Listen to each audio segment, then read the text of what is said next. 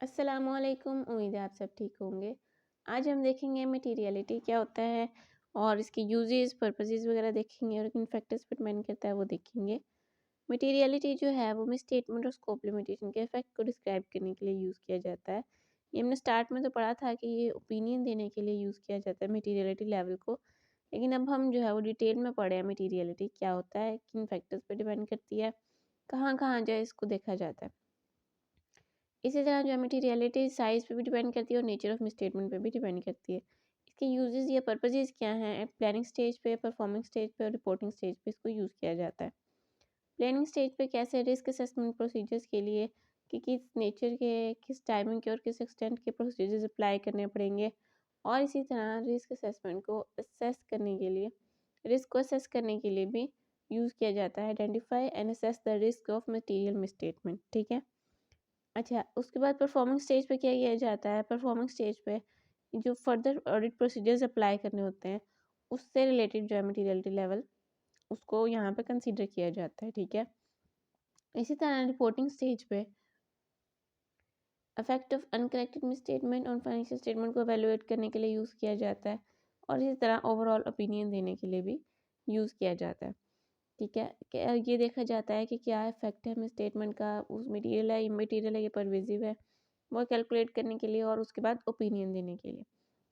तो इस तरह प्लानिंग, परफॉर्मिंग और रिपोर्टिंग तीनों स्टेजेस पे मटेरियलिटी लेवल जो भी यूज़ हो रहा होता है। ठीक है। अब इसकी क्वांटिटेटिव डिटर्मिनेशन भी है, क्वालिटेटिव डिटर्मिनेशन भी है। क्वांटिटेटिव क्या है कि साइज में आप कैसे इसको देख सकते हैं कि आप मटेरियलिटी को बेंचमार्क, कोई भी बेंचमार्क चूज़ करके उसको परसेंटेज से मल्टीप्लाई करें तो आपके पास मटेरियलिटी लेवल आ जाएगा। फॉर एग्जांपल प्रॉफिट के साथ हम 5% जो मल्टीप्लाई करते हैं, जब हमने प्रीवियस लेक्चर्स में पढ़ा तो हमने प्रॉफिट को बेंचमार्क कैसे सेलेक्ट किया और 5% को एज अ परसेंटेज सेलेक्ट किया। ठीक है। तो इसी तरह कोई भी इस सिनेरियो के अकॉर्डिंगली आप जो बेंचमार्क भी सिलेक्ट कर सकते हैं और परसेंटेज भी। क्या स्टेप्स हैं determine uses of financial statements? For profit-oriented entity, users will be its shareholders. However, if an entity has excessive borrowings, its users will be debt holders, bankers. ठीक है। For not-profit organizations, users will be its trustees या members। ठीक है। अब यहाँ पे जो है क्वांटिटेटिव डिटर्मिनेशन ऑफ मटेरियलिटी के लिए स्टेप्स हैं। स्टेप 1 है कि आपने डिटर्मिन करना है कि फाइनेंशियल स्टेटमेंट के यूजर्स कौन है। ठीक है। प्रॉफिट ओरिएंटेड है एंटिटी या नॉन प्रॉफिट ओरिएंटेड है, उसके अकॉर्डिंगली यूजर्स होंगे और उसके अकॉर्डिंग ही बेंचमार्क सेलेक्ट किया जाएगा। नेक्स्ट आपने जो है वो अप्रोप्रिएट बेंचमार्क एंड परसेंटेज देखनी है। पहले तो देखना है यूजर्स क्या है, उसके अकॉर्डिंगली आपने बेंचमार्क और परसेंटेज सेलेक्ट करना है। कैसे करेंगे? बेंचमार्क जो है वो प्रॉफिट बिफोर टैक्स भी हो सकता है, टोटल रेवेन्यू भी हो सकता है, टोटल एसेट्स और कैश फ्लो फ्रॉम ऑपरेशंस, ये डिफरेंट जो है बेंचमार्क गिवन है। उनकी परसेंटेज भी गिवन है। इसी तरह टाइप ऑफ एंटिटी जो कि जिसके लिए यूज़ किया जाएगा वो भी गिवन है। ठीक है। स्टेप दिया हमारे पास कि हमने परफॉर्मेंस मटीरियलिटी को डिटर्मिन करना है और क्वालिटेटिव मटीरियलिटी को भी डिटर्मिन करना है, जो हम नेक्स्ट पढ़ेंगे। ठीक है। अच्छा जी, हमारे पास है मटीरियलिटी की डॉक्यूमेंटेशन कैसे की जाती है। Auditor shall document following aspects of materiality, materiality और financial statement as whole, performance materiality, basis of computing materiality, any revision in materiality और परफॉर्मेंस मटीरियलिटी। ठीक है। अच्छा, इस तरह जो है वो जो भी ये चीज़ें सिनेरियोज होंगे उनको मटीरियलिटी में कंसीडर किया जाएगा। ठीक है। ये मटीरियलिटी फाइनेंशियल स्टेटमेंट की भी, परफॉर्मेंस मटीरियलिटी भी, ये जो पॉइंट्स हमने पढ़े हैं इनको कंसीडर करना है मटीरियलिटी कैलकुलेट करते हुए। ठीक है। क्वालिटेटिव मटीरियलिटी ये है कि ignoring the amounts of misstatements and considering its qualitative characteristics to determine whether it is material और नॉट। ठीक है। क्वांटिटी को इग्नोर करते हुए क्वालिटी पे देखा जाएगा।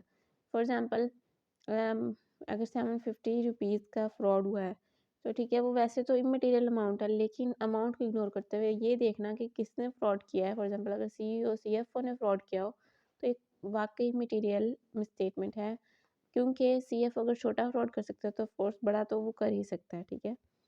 अच्छा, examples areas where materiality is determined on qualitative basis, की डिस्क्लोजर रिक्वायर्ड बाय लॉ और एएफआरएफ। इसी तरह की डिस्क्लोजर यूज्ड और focused by users by certain industries. ठीक है। Non compliance of legal requirements, fraud, इसी तरह ये सारे आगे क्रैमिंग वाले पोर्शन है। Statement which is small in size but converts a profit into loss. For example जैसे यहाँ पे हम रिजल्ट की बात कर लेते हैं, तो यहाँ पे फॉर कुछ वो होता है जिनके लिए 1-2 मार्क्स की ज़्यादा इंपॉर्टेंस नहीं होती, लेकिन जो 49-48 पे रुक रहे होते हैं बच्चे जिनके मार्क्स, उनके लिए जो है वो 1-2 मार्क्स की भी ज़्यादा इंपॉर्टेंस होती है।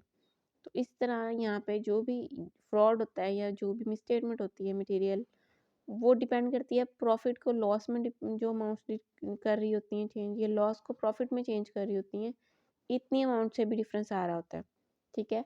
तो वो भी यहाँ कंसीडर की जाती हैं।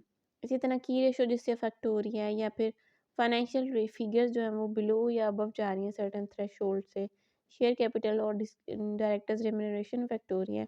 तो ये सब कुछ जहाँ पे इफेक्ट हो रहा हो, वहाँ पे भी मटीरियलिटी को, वहाँ पे क्वांटिटी के बजाय क्वालिटी को भी देखा जाता है, ठीक है? In above situations which statements of smaller amount will be considered material, चाहे स्मॉलर अमाउंट की हो लेकिन उसकी क्वालिटी को देख के जो है वो उसको मटीरियल कंसिडर किया जा सकता है, ठीक है? तो ये आज का हमने टॉपिक पढ़ा जिसमें हमने मटीरियलिटी से रिलेटेड डिस्कस किया। उम्मीद है आपको समझ आया होगा। कोई भी क्वेश्चन हो तो आप पूछ सकते हैं। चैनल को लाइक शेयर और सब्सक्राइब करिएगा। अल्लाह हाफिज़।